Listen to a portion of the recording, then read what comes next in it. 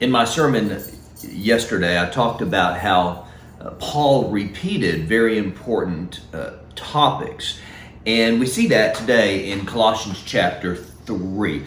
I hope you read the chapter before you listen to the video devotions sent out by our staff. He repeated this theme of the old nature and the new nature.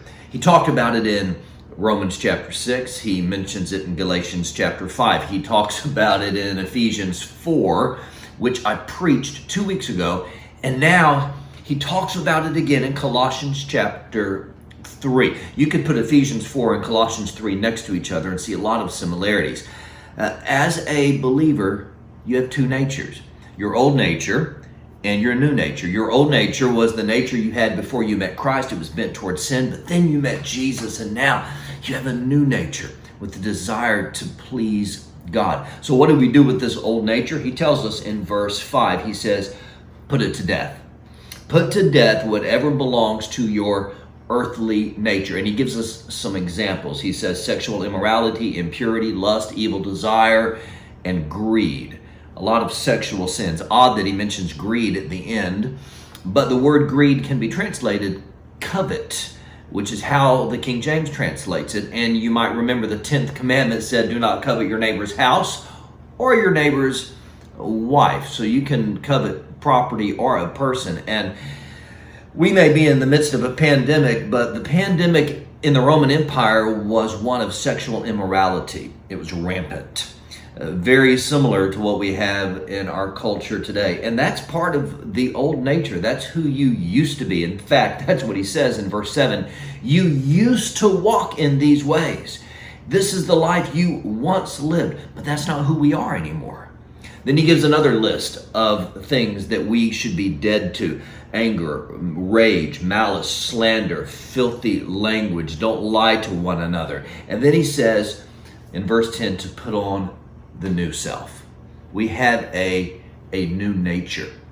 And this might interest you. The Roman army, whenever they would conquer another nation, they would obviously lose some of their own soldiers in the battle. And they would have captured enemy soldiers as well. And they did something very unusual.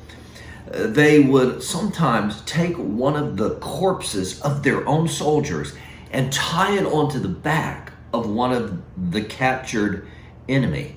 This accomplished two things. The enemy would carry the soldier until they reached a place that was suitable for burial, but also it was a sure way of knowing that your enemy would not try to escape if they're carrying a corpse tied to their back. Isn't that a vivid picture? Why would a person carry around a corpse? That's what Paul says we do when we live in our old life, when we carry around all of these sins that used to be a part of who we were before we met Jesus. It's like carrying around a corpse.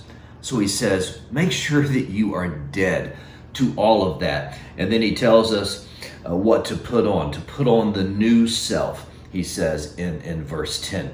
And then I'll just read this verse and we'll wrap it up. In verse 12, he says, as God's chosen people. Well, I just like that it says we're chosen.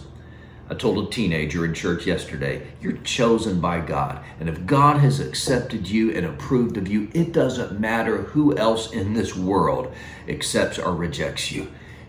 As people chosen by God, holy and dearly loved, clothe yourselves with compassion, kindness, humility, gentleness, and patience.